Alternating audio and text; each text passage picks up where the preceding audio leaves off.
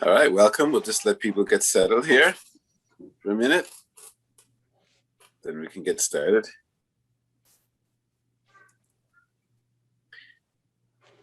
Well, hi, everybody. It's really good to see all of you here. Thanks for coming out on a Wednesday afternoon to this great panel. So today's panel, our alumni panel, is going to be called Going Graduate. And we're going to be talking to three Chico State graduates who've gone on to do graduate studies, to do graduate work at other universities and continue their studies. So this is, of course, a very common pathway that many people in undergraduate studies do. They'll go on to do further study, graduate study. By the way, there's sometimes a little confusion about what postgraduate and graduate is. Technically, in America, when we say when you do like a master's degree or a doctoral degree, it's called graduate studies, not postgraduate. That's actually after even that. So this is graduate studies. And we've got Jer Xiong, who is a Hmong American writer and a nonfiction candidate in the MFA Creative Writing Program at California State University, Fresno. Jer graduated from Chico State in 2017 with her BA in English, and she's gained valuable experience, such as being an editor for the Watershed Review and the nonfiction editor for the Normal School. Previous experiences include being a tutor, mentor, and instructor. Her works have appeared or are forthcoming in Mai Mai, Celebrate the Hmong, Postmois, Karst Mountains Will Bloom, the Journal of Southeast Asian American Education and Advancement, and other places as well. She's also a member of the Hmong American Writers Circle and a co-founder of Hmong American Ink and Stories that provides literary workshops, events, and resources for writers. Next, we have Angela Stieber, and she's a master's student in the religion department at Rice University in Houston, Texas. And she graduated from Chico in 2020 with a BA in religious studies and a BA in multicultural and gender studies, where she focused on women's studies. So now she's currently conducting research for a master's thesis on ancient constructions of Eve in patristic literature and Gnostic texts prior to Nicaea. That's Eve as in Adam and Eve. Her academic research is centered at the intersection of religious studies and feminist theory, and she's expected to advance to MA candidacy at the end of this academic year. Then we have Michael Fitzpatrick, who graduated from Chico State in 2012, summa cum laude, with a double major in philosophy and English. He also graduated Chico State again with a master's in English in 2014. His thesis was awarded the Outstanding MA thesis in 2015.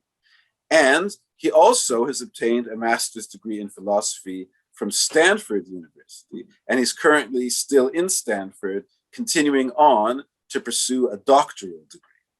So welcome, panelists, and I am really happy to see you all here and to see the guests who've come to hear about what we have to say. So let's start with Jer. Jer, would you like to tell us a little bit about why you decided to pursue a graduate degree in the first place and how it fits into your larger professional goals? And first of all, just tell us, where are you? Are you in Fresno right now, talking to us from Fresno? Yeah, I'm currently in Fresno still, and then I go to Fresno State. Yeah. Okay, good. So for me, it's a little bit of a funny story. I kind of pursued graduate school accidentally.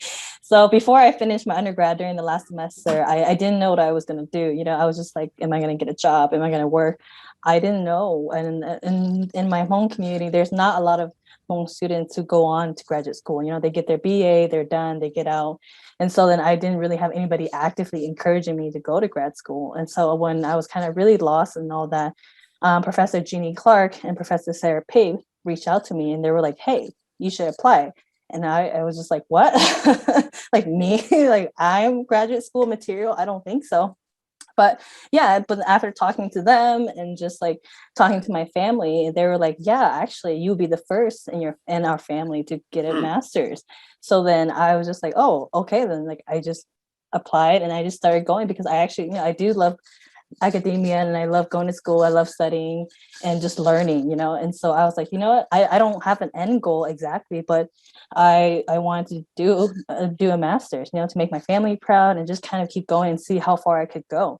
And so initially it's like a two-part thing. So initially I just because it was like the last semester, like a week before the deadline for the CSU system, I just applied for the MA in English at Chico State.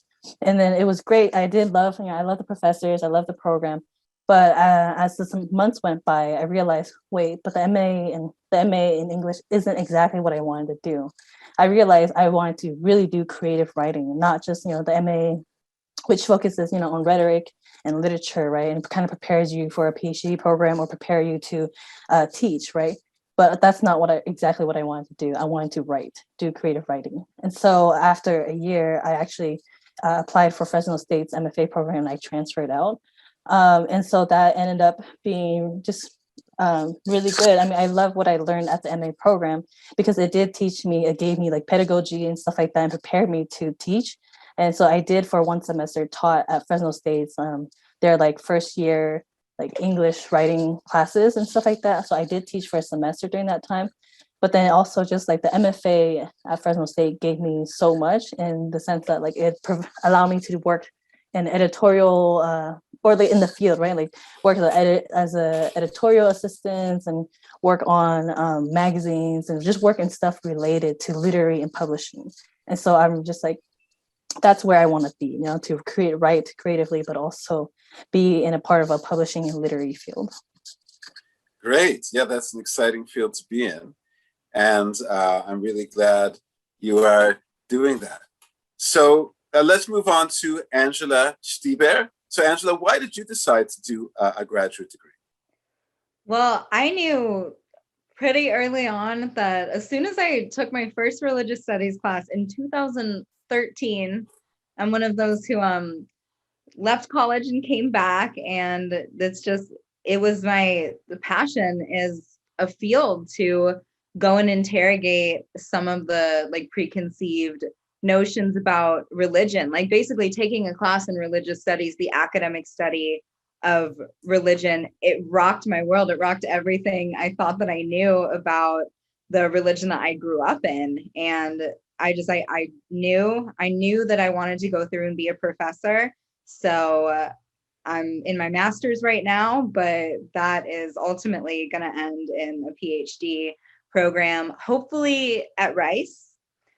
But I'm also going to apply to Claremont Graduate University in California. So, I might be back closer. I'm in Houston, Texas right now. Our classes are online, but I did decide to move, and I'm very glad that I did that. So that's all. Have you had a chance to meet other students in person in the program and socialize a little bit with the other students? At our own risk, yes, we have. I do have a lot of other friends who are students, and we hang out, in person. Okay. And on Zoom. I remember when I was in graduate school, I went to the University of Chicago. I learned a lot from the other students. Really, I almost learned as much from them as I did from the professors. And we would hang out in various cafes and students' lounges and just talk about the issues. And it really helped to clarify things. So it is really important to have that community. And I'm glad you've been able to have it, even though it's been COVID. And hopefully next year, things will get back to normal. Then you can actually meet and just don't be afraid to talk to them and ask them. It's usually not too competitive. Grad students usually want to help each other out. So that's a good experience that I had. How about you, Michael? Is there a particular reason you decided to pursue your graduate degree? My story is somewhat similar to yours in that I didn't really have a clear set of plans. When I was an undergrad at Chico State, a lot of the great English faculty that I was studying under pushed me to do the master's program while I was there. And while I was doing the master's program, the philosophy faculty pushed me to apply to grad school, and it wasn't really anything I had intended to do.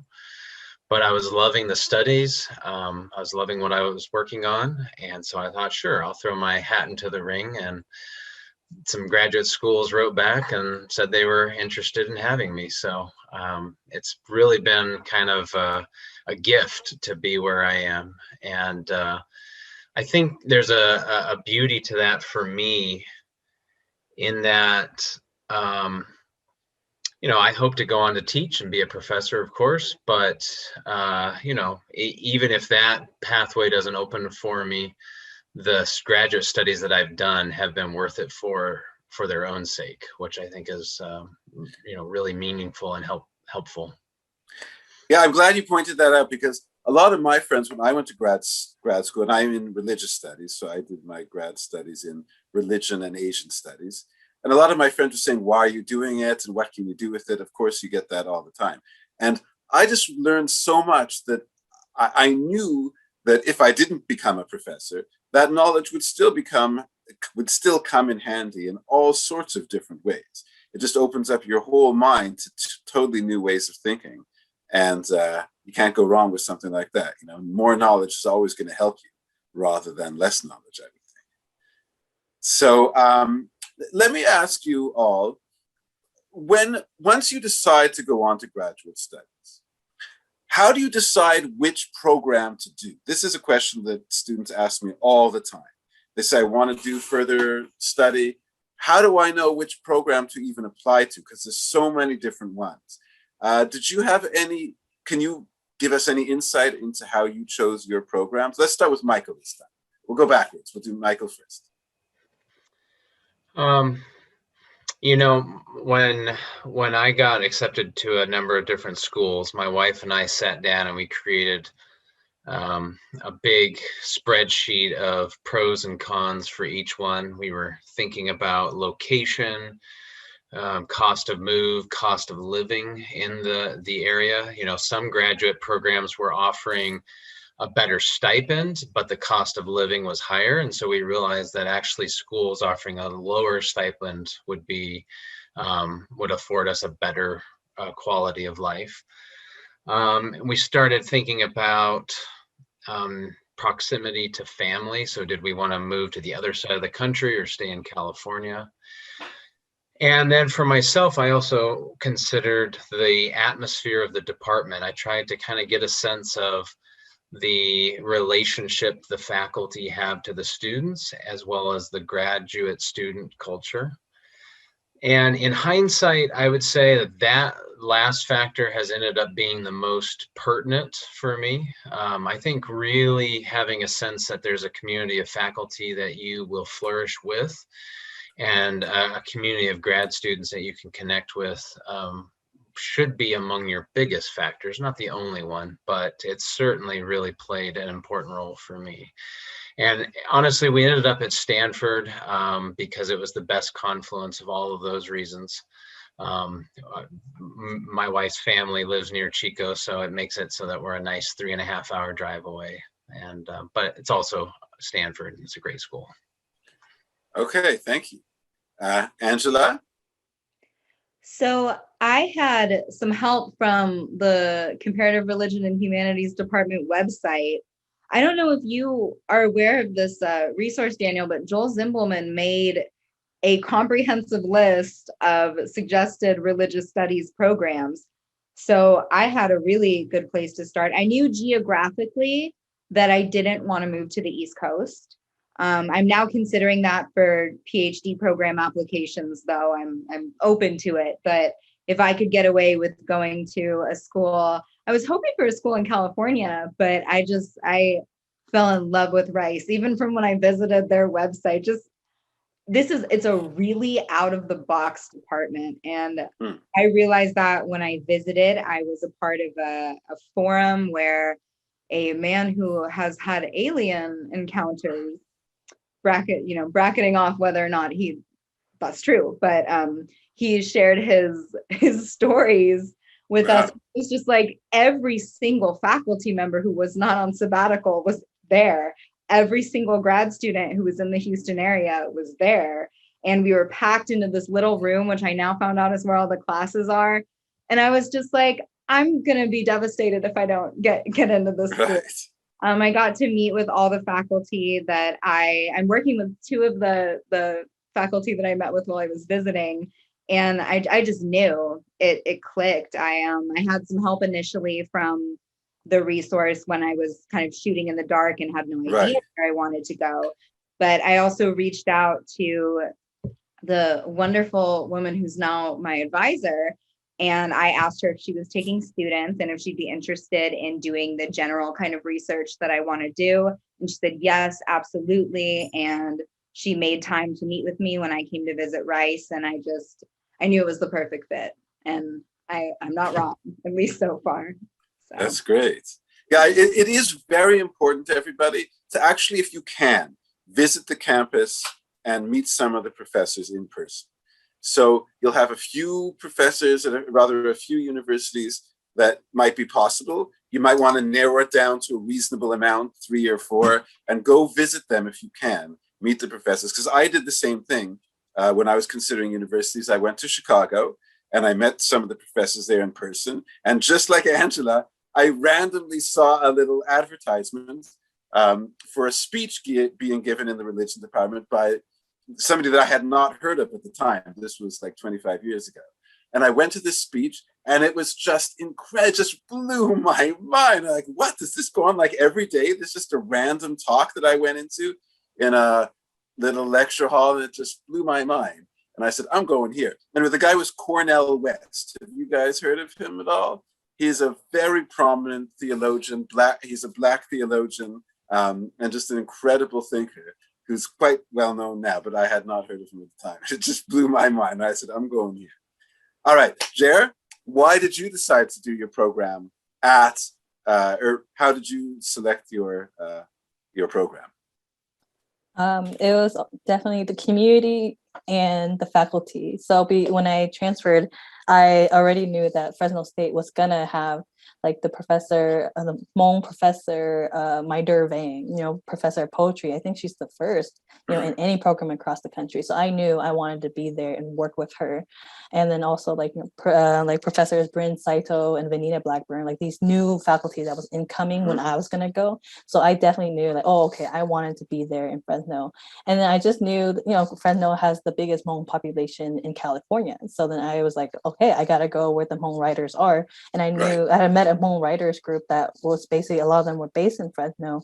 And then there was also a couple other students that I was kind of acquaintance and friends with. And so they were telling me how good the program was. And so then in the end, ultimately, I only applied to this MFA program because I knew like this is where I want to be. And if they did not accept me, then I was not going anywhere else. I was just going to go here. So I did talk, and I did appreciate that they have like a lot of events and a lot of like opportunities to be involved. And then I did like talk to the coordinator at the time, I think on the phone, and then like a different opportunity came up when he was in Chico actually. So I talked to him in person and had lunch with him. And then, I like talked to the current students too. But ultimately I already knew I was going to be there for the faculty that I wanted to be with. And in the end, Mai Derving actually is my thesis chair. So that was great. And that ended up really great for me. Yeah. Yeah, Fresno State has been very strong for years in the creative arts in general. It's got a very good writing program, but also other artistic, like one of the single most famous modern artists taught at Fresno, I think Judy Chicago, isn't that right? Have you heard of her? She's one of the most important modern artists. Judy Chicago is her name. And I'm pretty sure that she taught at Fresno too. So their whole creative arts program has traditionally been very strong. So that's great that you got it. And you're not disappointed, right? You got there. Yeah, not at all. And the poetry, especially too. We have 2 poet laureates from here, Juan Felipe Herrera and Philip Levine. They're from the Fresno area. And so it's really strong. It's remarkable that for whatever reason, some universities get extremely strong programs in particular fields, right? So that's also really, naturally, now that I brought it up, okay. When you're applying to grad school, do not just think about, well, what's the name of the university now? Is it Harvard? Is it Princeton? Whatever. Look at the specific program, because some universities have a really big name, but that specific program is, not great. And some aren't, known around the world, but they're very strong in the specific program you want to do. Like Fresno State is a good example of that.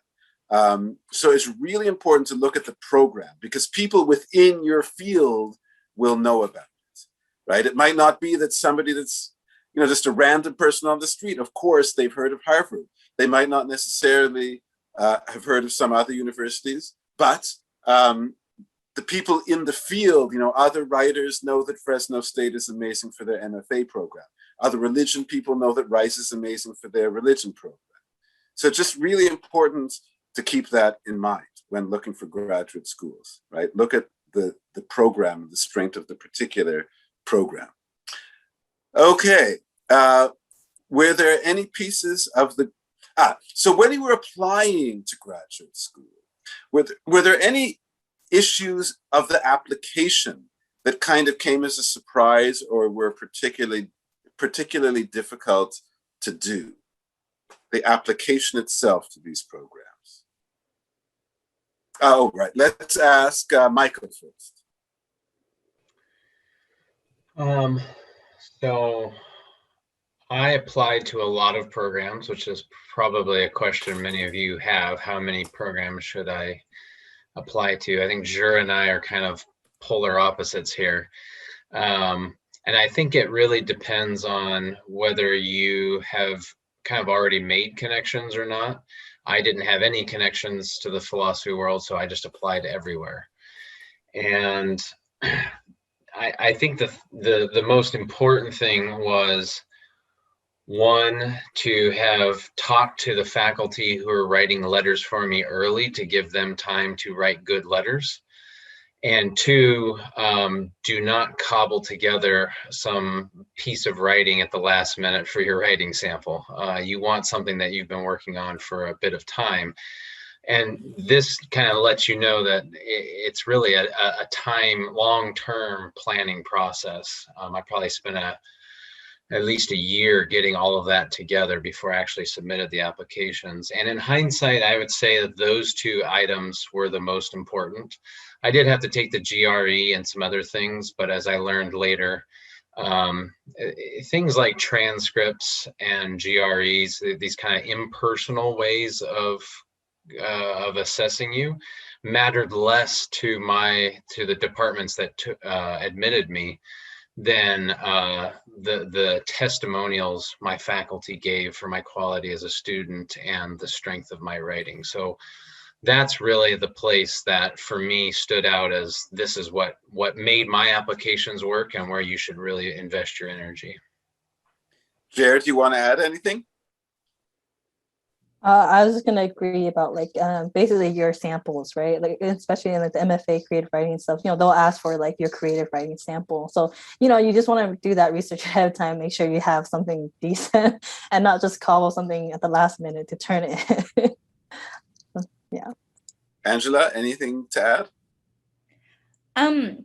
Pretty much the same thing. I am really glad that I had professors at Chico State who let me know that I needed to be ready for the application process and how I needed to get ready for the application process. And I did start in earnest about 6 months before applications were due. I started studying for the GRE a little bit earlier than that because I knew that I was going to have to take that exam, but that's changing. Actually, a lot of schools are no longer requiring it, which I personally think is good. But I did have to, yeah, I did have to take it. And I studied for that. I started very early. That's a test. You need to learn how to take that test. It's not necessarily new skills.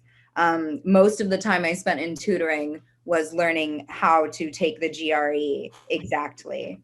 And it ended up paying off. I got Rice let us know that we needed to hit the 90th percentile in reading or writing or both. And I hit it in writing. So that was, that probably made my application strong. My particular school does care about the GRE. They didn't ask for math scores, thank God. But they did care about the writing. I think how involved the process is. You want to be talking to your school. You want them to know exactly who you are when they're reviewing your application. You want to know who's reviewing your application. In the case at Rice, it's the 13 religious studies professors who sit in a room together and decide who their graduate students are going to be. That's not always the case, though. Sometimes it involves like admissions people or the greater humanities, and well, at least in the School of Humanities, that's what it's called at Rice, but it might be the greater college that you're a part of. And I think that was a really good kind of side piece of advice I got from one of the professors. They're like, ask who's reviewing your application. And I met with everybody who was important and introduced myself to everybody I could when I visited. And I got in really early. So I actually only applied to 2 schools. I had more on the list. I did a lot of research. You want to read stuff by the faculty you're trying to study under. You want to know what they do and how they can help you, so that when they ask you, why do you want to study with me, you have an answer ready to go. And that was the number one. I actually sat in a very scary meeting with one of my mentors at Chico State, where she just told me everything I was going to have to do. And she said, it's a grueling process, but if you want this, this is what you're going to have to do. And this is just to get your foot in the door. And it really wasn't that grueling because I started really early. It was interesting, and it was a really cool way to get to know what the next steps in my field were going to look like. So great. Yeah, you brought up a point. Oh, sorry, Michael. No, go ahead, Daniel. Go ahead. Okay, so you did bring up a point that I should have mentioned earlier when I said, don't worry so much about the name of the school in the world. Worry about the name of the program in the world amongst people who care about that kind of thing. But also worry about the specific professor that you're going to study with, right? So when you're doing graduate work, it's usually much more narrow than your undergraduate work. So you will want to make sure that there are a couple people on faculty that have written in some way, shape, or form on the kind of things that you are interested in studying. So if you want to do Christianity, that's a big topic, right? You don't want to say, oh, well, they've got somebody who focuses on Christianity there, so that's fine. No, if you're interested in doing, work on the Crusades, let's say, but their person who does Christianity focuses on the Puritans in Massachusetts in the 17th century, that's just 2 totally different things. So you might not want to work with them. So you just want to make sure, read, as you guys said, read some of the articles and books that the people on the faculty in the department have written, and see if their topics are things that you are in some way, shape, or form interested in. And that will be a big help for you because you'll enjoy it more, and for them because they'll be more willing to want you to be in the program, because they always want people who are interested in the stuff that they are doing. So that's a really important thing to keep in mind. And as all the panelists said, your actual grades, as long as they're above a certain minimum, are not that important, whether you got straight A's or a few A minuses, as long as it's above whatever it may be. I don't want to give a number, but as long as it's above a certain something, they're going to, at that point, put everything into a pool and just go through your specific interests. And if you can meet them, that's better. And as everybody said, letters of recommendation are really important. So the single best strategy to get into grad school, besides getting, a basic 3-point whatever, right, as your GPA, is get to know your professors so that they can write a letter that's not just a form letter that says, so-and-so is a very conscientious student, but they actually know who you are. So go to office hours, speak to them, and then they can write a proper letter that's actually about you. And that will help way more than any other single thing, plus a good writing sample, of course. Do you guys agree with that? Well, another thing about that is I asked, I had 2 of the professors I asked had taught me multiple times, and I had relationships with them over years. But one of the professors that I asked, I had met her that semester. I asked her if she would be comfortable highly recommending me, because I was like, I care a lot about getting into this specific program. And she said, well, I want to see something you wrote first. And I gave her something I wrote, and then yes, she did. But it's really important to ask if they would feel comfortable highly recommending you, as opposed to just saying, oh, this is someone in the top 25% of students I've ever taught. You want someone who's going to say, you should take this student. It would be an addition to your program if you took this student. And I didn't read the letters, but I asked faculty who I was pretty sure would recommend me that way. So that was really important. Also, there's a question in the chat, Daniel. Oh, okay. Yeah. Let's see here. For the end, maybe. Well, I'll read that later. Let's deal with my question first. So What has been most challenging? Let's start with Jer. What has been most challenging for you being in graduate school? I was hoping the other two could talk first because I feel like I had challenges, but they weren't like so big and overwhelming that I couldn't do it. That's good. Yeah, so things were pretty straightforward for you. Yeah. Other than maybe like talking in class, right? Making sure that the conversations are going like, because as an undergrad, you kind of have a sense of like, oh, maybe you're just absorbing information. But in grad school, you're really here to build community and learn from each other. And so you have to ask questions and talk in class, really talk. It's so weird when grad students don't talk in class. I'm like, we're here to talk. We're here to learn from each other. Just speak up, and just even if you feel like it's dumb, well then now you learn, right? So that's something that I had to kind of quickly learn, like, it's fine. And so then I'll be the one to ask dumb questions, and that's fine because as long as we're all learning about something, like that's fine. So I think maybe just that, but I don't think there's any like specific major problems I've had so far. Okay. How about Angela? Oh, my experience has been very different. I pretty much have dealt with imposter syndrome since I walked in the door. And at the same time as that's gotten better, and I feel like I do deserve to be where I am at this point. It was definitely the next step up. And I was expecting grad school to be harder than undergrad. I was not expecting the change in atmosphere. I wasn't expecting the amount of work, even though I had been told. I was not expecting, what that would look like and how I would have to manage that.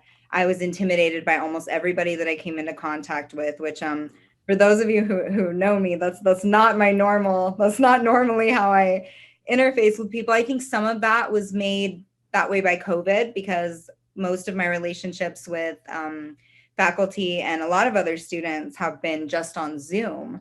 So that's made a difference. I think I started this year, but I mean, even sometimes now it's like, I'm very fortunate to have an advisor who understands that that verbal validation is very important. She is not afraid to tell me when I'm not up to par, but she's also very good at telling me when she's proud of me, or when I do something that she likes, or when I'm moving in a direction that she thinks is good. I never have to guess what she's thinking. And I got that vibe when I met her, but I'm very glad that that's something. She intimidated me a lot at first, even though we connected very well, but it's just kind of, it's been a thing. And I heard that it happens to a lot of people when they go to grad school, and almost everybody that I've talked to has said that they have dealt with it at least, a little bit, and it's getting better. I feel like I think more like a grad student now, but in the beginning, I was turning in papers and getting back much lower grades than I was used to. And it didn't occur to me that I would have to do worse before I did better. Right. And that's, don't give up. I almost gave up at 5 weeks. I was like, there's no way I can do this. This is a huge jump. This is really, really hard. And I stayed in touch with my faculty from Chico State, which was very helpful. I got on a Zoom call with one of the religion professors, and she basically said, you don't have to do this. Like, you don't have to go to grad school. And the first thing out of my mouth was, I want to. And she goes, well, there you go. You can do it. Like, you're in week 5. Like, I got a little bit of a reality check, like time to adjust. About week 10, I felt good. So towards the end of the first semester, I deal with it a lot less now, but I do have to catch it when it happens, because if I don't, then I will get anxious, when in reality, I'm probably doing just fine. And I will find out. I don't have to doubt myself. I will get feedback if what I'm doing isn't on the right course. Right. No, I totally felt the same way when I did grad school. It takes a while to get into the swing of things. So, Michael, you were at Chico State, which is a great college, but then you end up at Stanford, which I think recently was voted the 3rd best university in the world. So, like, do you feel like it's intimidated? Did you feel prepared by Chico to be in the, these hallowed halls? Like, how did that feel for you? Well, I'm also realizing I might be the only panelist here who's done grad school pre-COVID, which is interesting to think about the differences that the pandemic has made on grad school experiences. I got a fantastic education at Chico State. Uh, I will say that my education was different, and that was both a plus and a minus. The education I received in both English and philosophy at Chico State was much more comprehensive than most of my peers here at Stanford, meaning I knew a much wider diversity of the field and of different time periods and authors and so forth. Whereas a lot of my colleagues who are coming from other more prestigious universities tended to already have been funneled into niche research areas, which meant I wasn't as niche, but it also meant that I had, more resources to draw on, I felt like. And we ended up mutually benefiting each other. I learned a lot from them and they learned a lot from me. And honestly, I don't really think of students from any other school as any different than me. I did go through also a pretty nasty case of imposter syndrome. I think that's a almost universal condition of grad school. And I think validation is a big part of it. I echo what Angela said, that it's important to remind the people around you that we give each other positive feedback. It's very easy in academia to become hypercritical. And I would say a school like Stanford probably it can trend towards an extreme form of that, where people are so focused on looking for those areas of critique that they don't often stop to say, hey, this was really good work and I appreciated what you did there. And so I think being intentional about building those kinds of communities, especially at a place like Stanford, is really key to success. Thank you. I appreciate that answer. Is there anything in particular that you would say as advice for somebody arriving at graduate school on their first day that you know now that you would have loved to have known when you came? Let's start with Angela. Me? Sorry, I lost sound. Yes, this Angela. Angela Stiebe. I lost sound for a second. I couldn't tell if you said jerk or duh. Okay. Yeah. What advice I would give to somebody on their first day, stuff that you wish you would have known, even if it's about residential things, not necessarily the university, but how to find an apartment, whatever. Is there something that strikes you that you wish you had known? Rice has this very cool thing where we have our own, pretty much, she's like a liaison for all of the grad students in, there's two of them in the School of Humanities. So she does religion and I think philosophy and history. And I called her when I was looking for an apartment. And I was like, what is the area around campus like? Where should I live? You can always talk to other grad students. A lot of times, if you go on a university's website, they have their graduate students listed. Like I'm on the directory with my headshot, my bio, and my official Rice email. So I can be Googled, and so can every single one of the other graduate students at school. And like, I would be happy to give somebody advice if they reached out to me. It's really important to, especially during COVID, if, we can't visit, like I got enough of the feel for the area around Rice that I knew that it was a good and safe area and that transportation would be easy. There was a route to school that would be easy enough for me to take. And it ended up being a good move to talk to somebody who was local.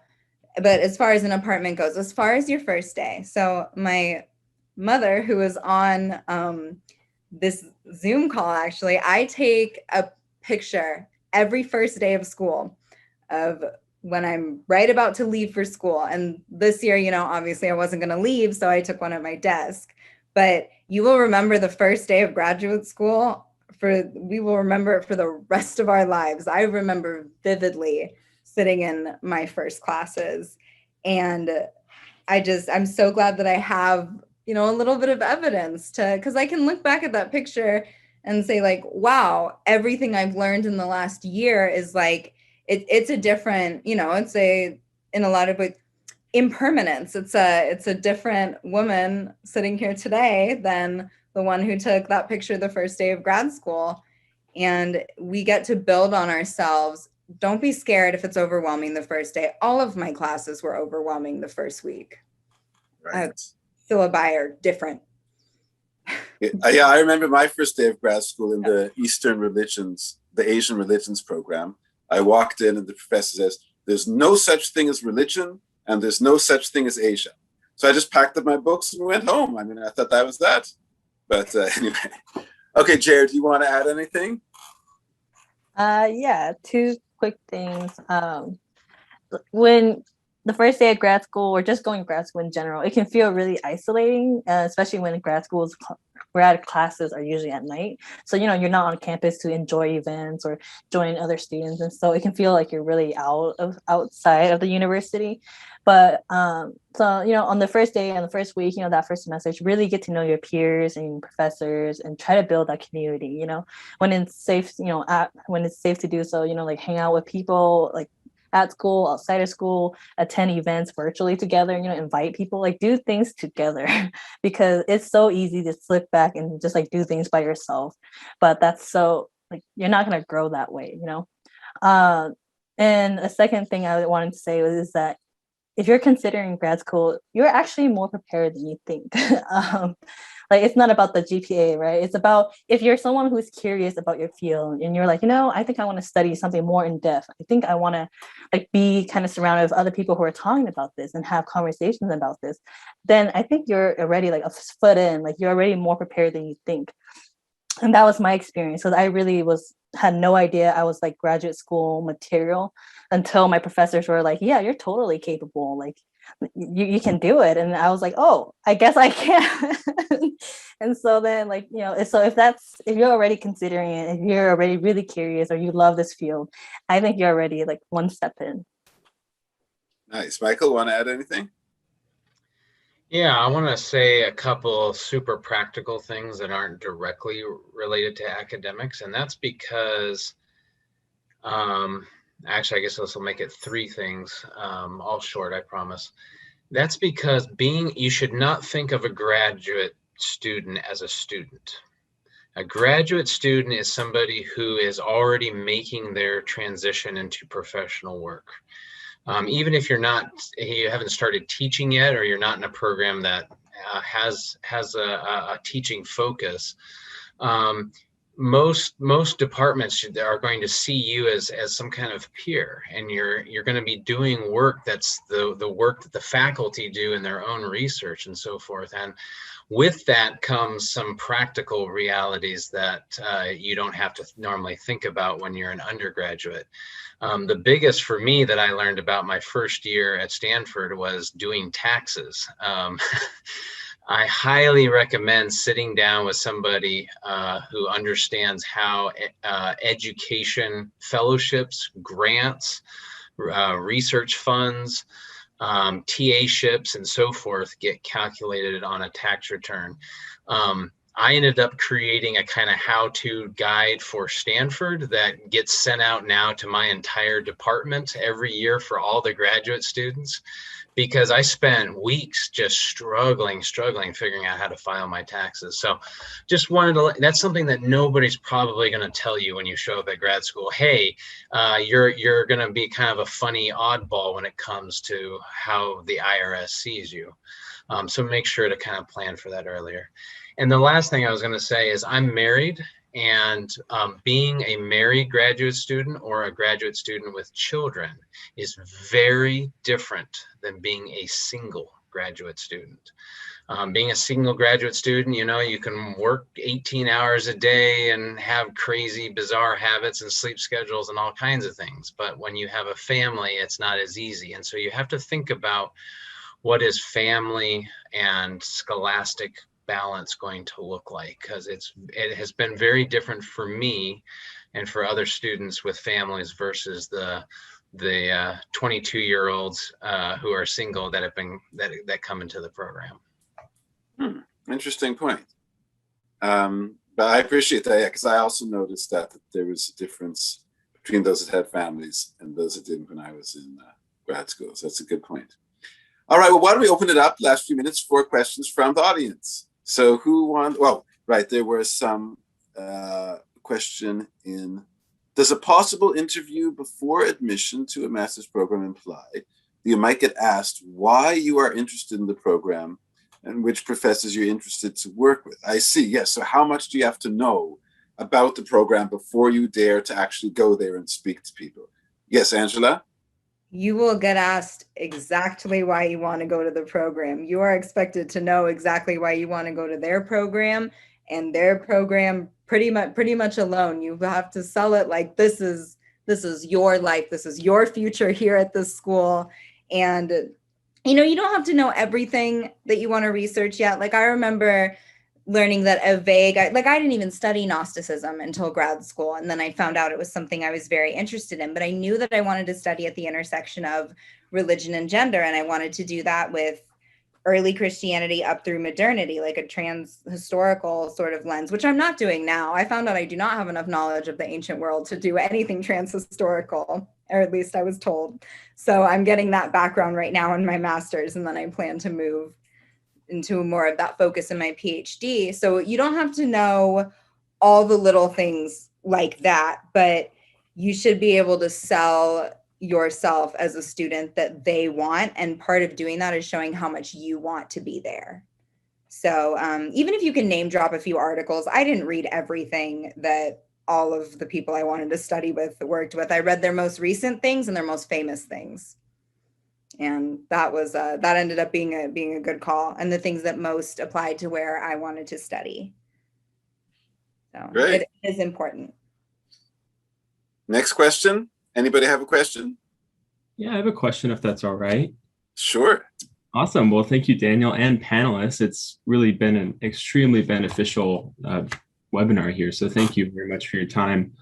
It sounds like our three panelists took the next, I'd say, logical step in that academic career within their own studies. Have you met anyone within your programs that have made more of a big leap, so to say, from maybe an undergraduate degree into graduate studies? And part two, I guess, how much within your programs are you expected to have contextually, if that makes sense? So or how much contextual knowledge within your graduate program is related to maybe what you would pick up in your undergraduate degree?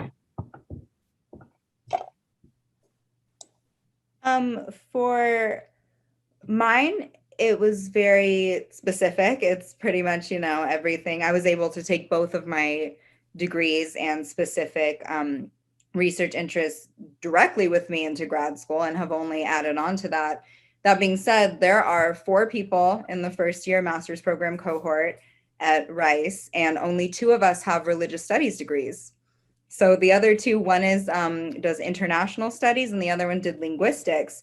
And it has definitely been a catch up for both of them. Like, the other religious studies student and I have, we've been able to talk to them about some things, but they've caught on, and the interdisciplinary aspects that they bring have been really cool and important, and they found their niches in religious studies. Linguistics and religious studies in particular go along really well. That might not be an obvious connection to people who haven't done religious studies, but she's doing textual work, and they have been able to adjust. They both like the program a lot, but they weren't, not being afraid to transcend boundaries. A lot of work is interdisciplinary now, and they'll bring very valid contributions to the field despite not having an undergraduate degree in the field.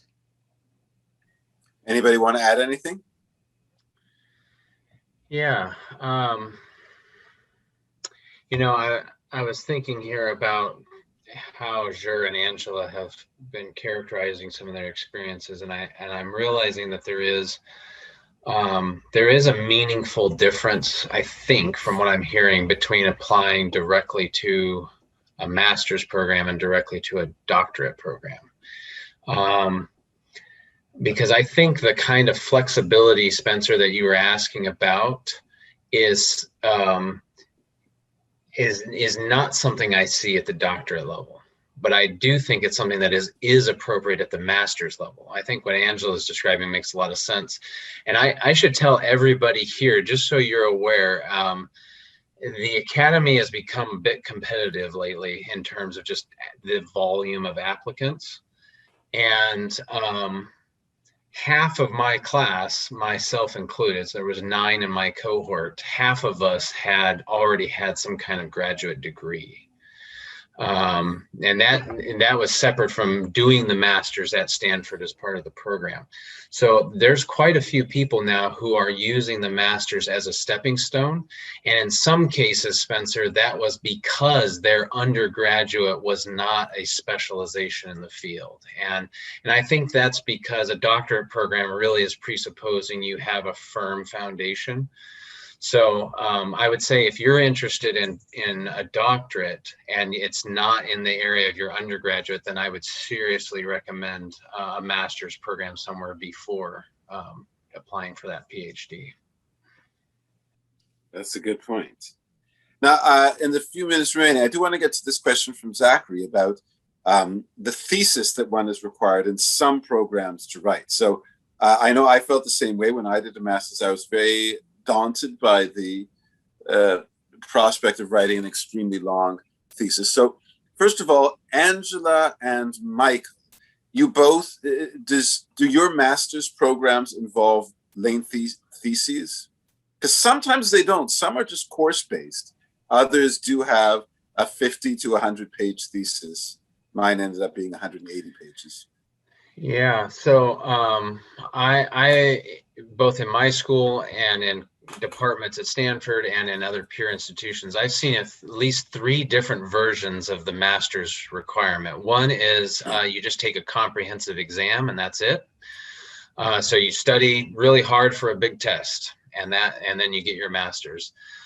Here at Stanford, what we do is we have a qualifying paper that is not a master's thesis, although it is a long paper. It's usually around 30 to 40 pages.